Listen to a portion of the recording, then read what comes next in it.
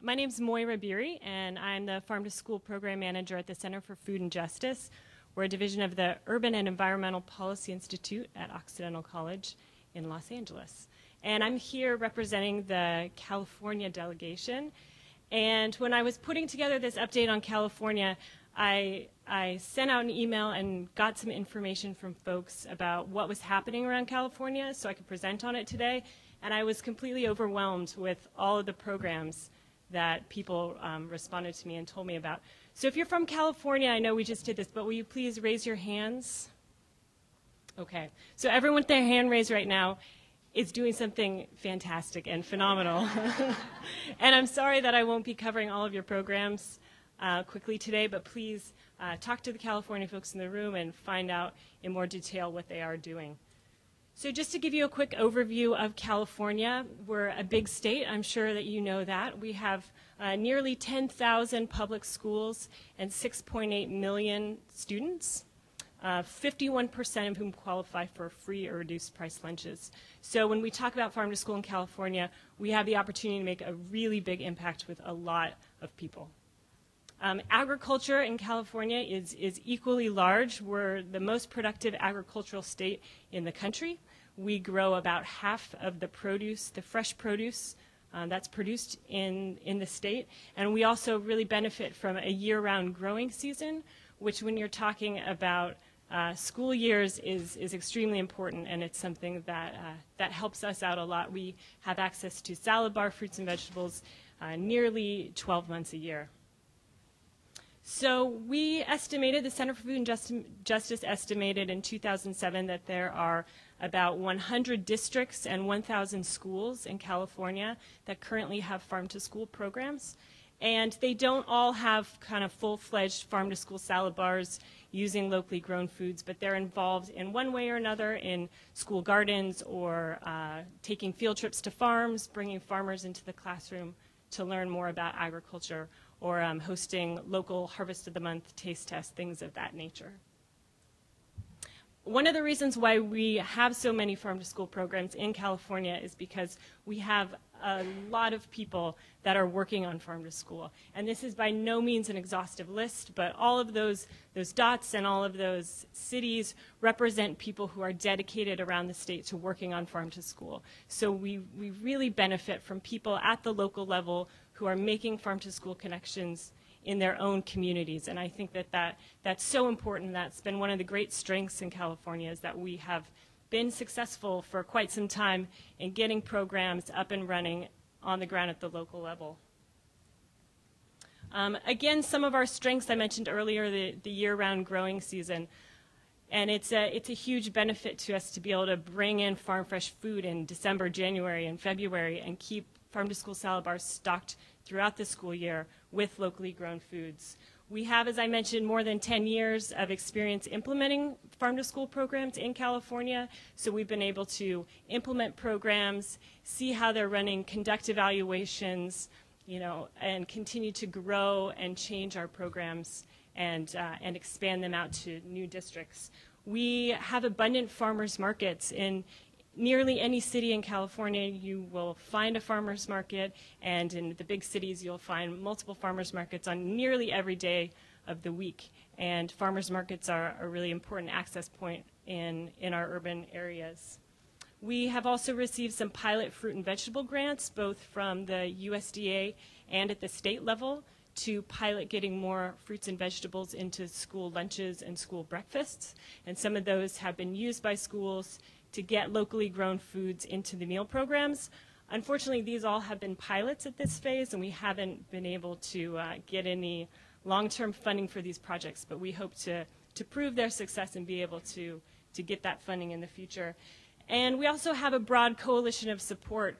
There are a number of us in the room who are involved with something called the California Farm to School Task Force, and it brings together farm to school advocates, school food service directors, and also representatives from the California Departments of Food and Agriculture, Department of Health, and Department of Education. So through that coalition, we're able to help promote farm to school and work towards getting more statewide support for the farm to school program. California is also a great place for school gardens. In 1995, the California Department of Education declared that there should be a garden in every school. And in 2006, we had a fantastic program that was signed by the governor that funded $11 million in school grants. And those went out to school garden grants, sorry. Those went out to nearly 4,000 schools, and schools were able to use that money to implement school gardens and train their teachers and put gardens in place where there hadn't been gardens before. Again, some of the strengths of school gardens, that year-round growing season is really key. The strong school garden movement, which is led in large part by the California School Garden Network, which is a coalition of school garden advocates and gives people who are interested in school gardens a place to convene and a very real and concrete way to get involved in this the school garden movement. And it also is a great resource for schools that want to implement gardens. And we also have the support of the First Lady, Maria Shriver, who was pretty instrumental in getting the school garden grants passed and was taking on school gardens as one of her projects, which never hurts to have that kind of political support. So what are the barriers to farm to school and school gardens in California? We certainly struggle, like probably all of your states do, in terms of funding for education, funding for any of these innovative programs in our schools. We have been in a pretty rough budget stalemate, budget crisis as we like to call it, for quite a while in California. And it seems as though the budget that will be passed is going to reduce some of the programming that's available to schools, and it's going to result in a reduction of services, education services. So not the news that any education advocates want to hear, but nonetheless, our work is moving forward. We also need greater integration with our departments at the state level. And while I really appreciate that Representative Clem said that, you know, we so much is happening in California, we don't need to boast, but we're really looking at this point to states like Oregon and like Washington, where they've been really successful in getting policies passed that we haven't been able to do in California. And I think one of the reasons why we can't do that is because we're such a large state, and that is a barrier. But we all know that that's the direction that we need to be moving in. That being said, there are some policies that have been passed at the local level that I think are really good models for where we need to be moving in California. In Davis, Measure Q was recently passed that provides local funding to get locally grown foods into schools. And I was just told at lunch today that in Santa Cruz they passed a parcel tax, which is funding school garden coordinators at 4 schools.